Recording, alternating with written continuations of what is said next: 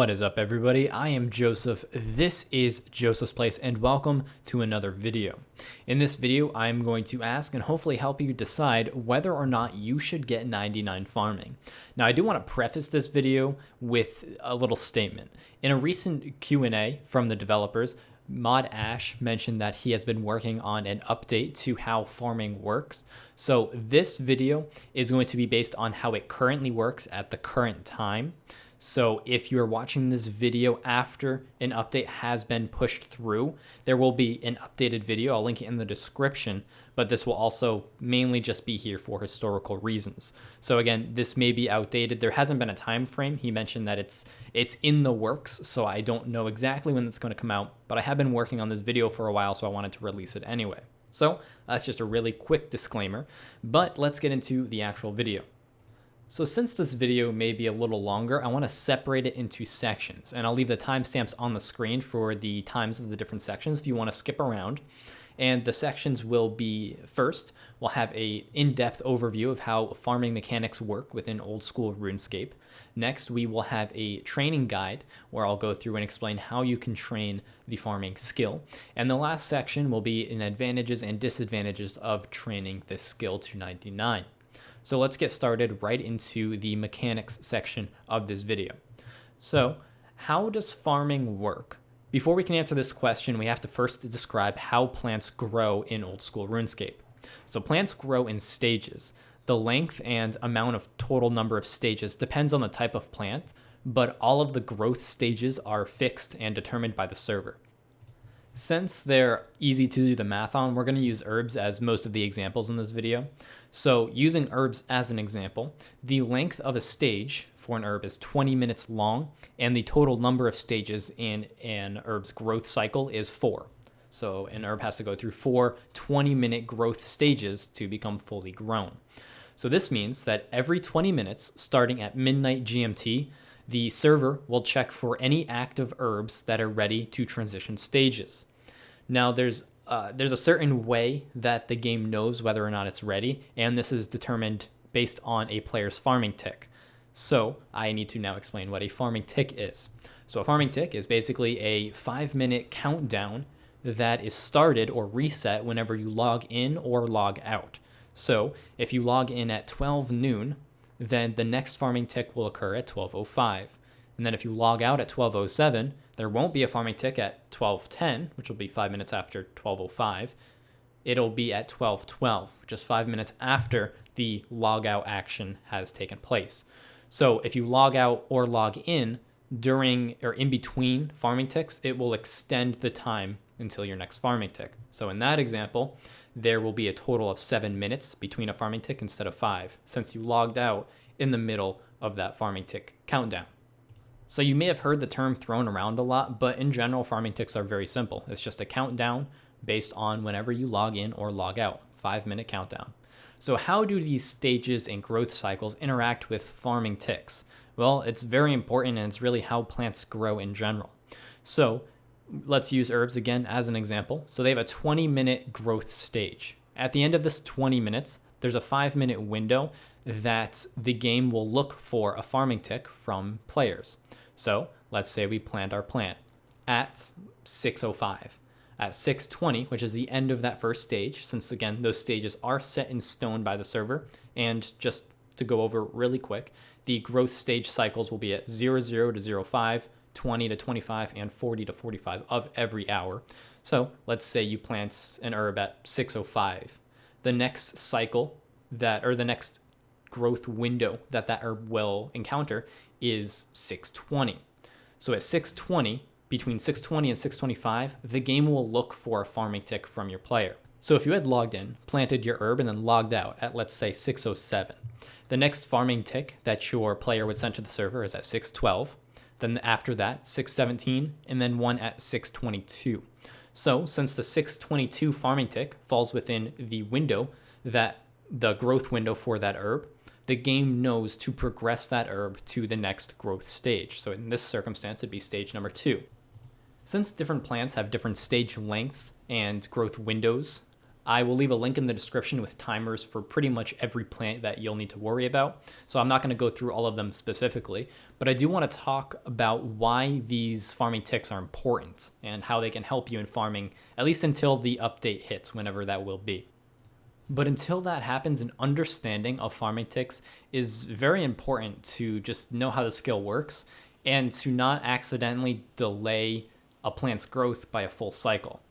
While it may not be a big deal to delay a growth stage of an herb, as their growth stage lengths are only 20 minutes, if you accidentally delay a fruit tree, for example, from growing for a full stage, that's 160 minutes that you're delaying the growth of that fruit tree by. That's almost 3 hours.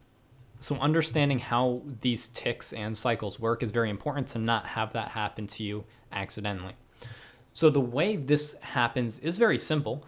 It really comes into play if you log out before your farming tick has a chance to get sent to the server, causing your plant to go to the next stage. So for example, let's say you log into the game at 6:17, you plant an herb at 6:19. The next growth stage would happen at 6:20, between 6:20 and 6:25. So based on the time you logged in, your next farming tick would be at 6:22. So since that lands within the growth window, 6:22 is the time that the server would know to advance your plant to the next stage. However, if you log out at 6:21, your next farming tick will not be until 6:26, which is after that window, that growth window, effectively causing your herb to skip that growth, that transition phase, and not transition to phase 2 or to stage 2 until 20 minutes after that. So you're losing an entire growth window or an entire stage, and you're delaying it by, for an herb, 20 minutes just because you logged out at a bad time. Now, to prevent this, it's very simple. Just don't log in or log out between 00, 05, 20, 25, or 40 and 45 of every hour. If you don't do that, you'll have zero chance of delaying any of your plants. Now, you don't have to always worry about this. It's really only important if you know you have a plant that's not fully grown. So if you plant your fruit trees at night, wake up, go to work, and come home, and you know it's been at least 20 hours or so since you've logged out, you don't have to worry about it. But if you're logging in and out every hour or two, it's really important to either wait or log in a little bit earlier to ensure that you don't set your farming ticks back. And this is very important when hopping around, because if you're hopping around for a few hours, you're just hopping worlds, buying stock from different shops, you could delay a tree from growing for quite a while and indefinitely. If you happen to log in at the right times, you could delay a fruit tree from growing indefinitely if you happen to log in at the wrong time every 160 minutes. While farming ticks may kind of be a nuisance with kind of restricting the times that you're able to log in and log out, they are a little bit helpful in terms of curing disease. And that's the next part of farming that I want to talk to, is diseased plants. So when a plant hits a stage transition phase, so one of those growth windows lines up with a farming tick and your plant has the chance to go to the next stage, it also has a chance to become diseased. So let's say a stage 1 herb gets into its growth window, farming tick happens, it can either go to stage 2 or become a diseased herb.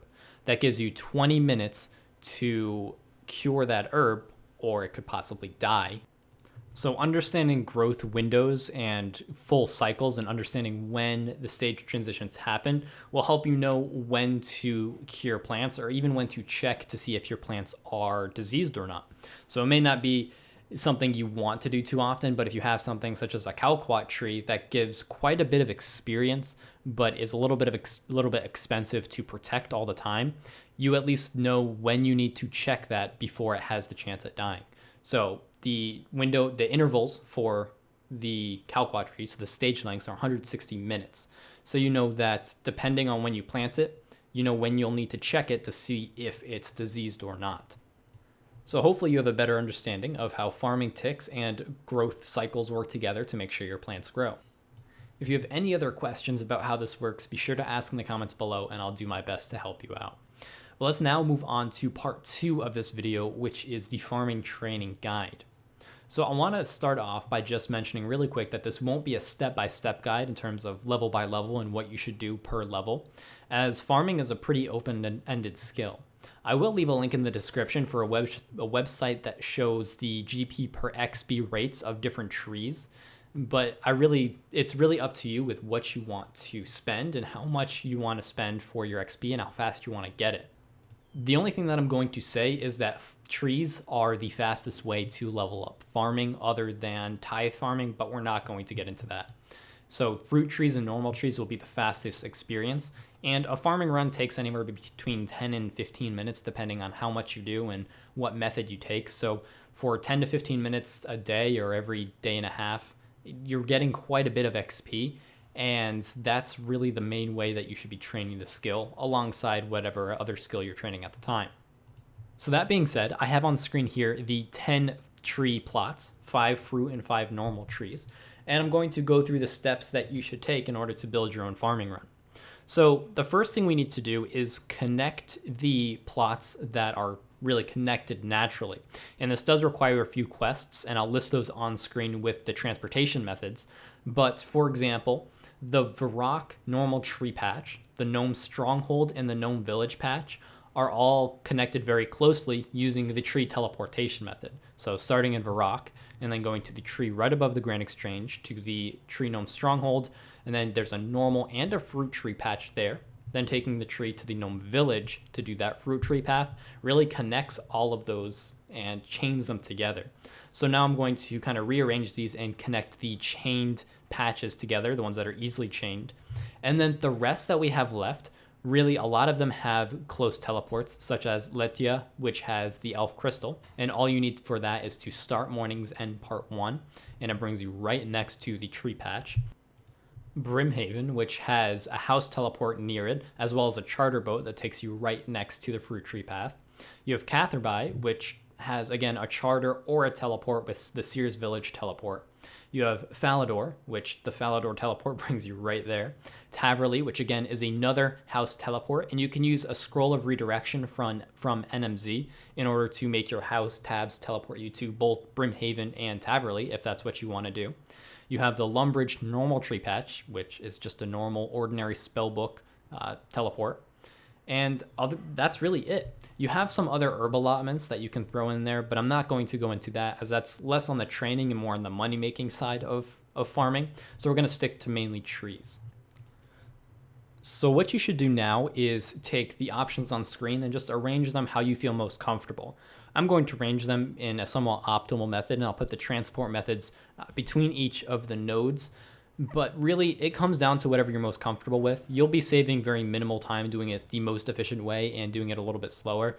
And I think that comfort value of just understanding what you're doing and really deciding on your own just helps it smooth the skill over in general and make it a little bit more relaxing. At least that's what I've found. But I will leave an optimal route on screen that would take you through each of the different plots quickly. If you're wondering what you should plant at what level, again, it really goes back to how much you want to spend.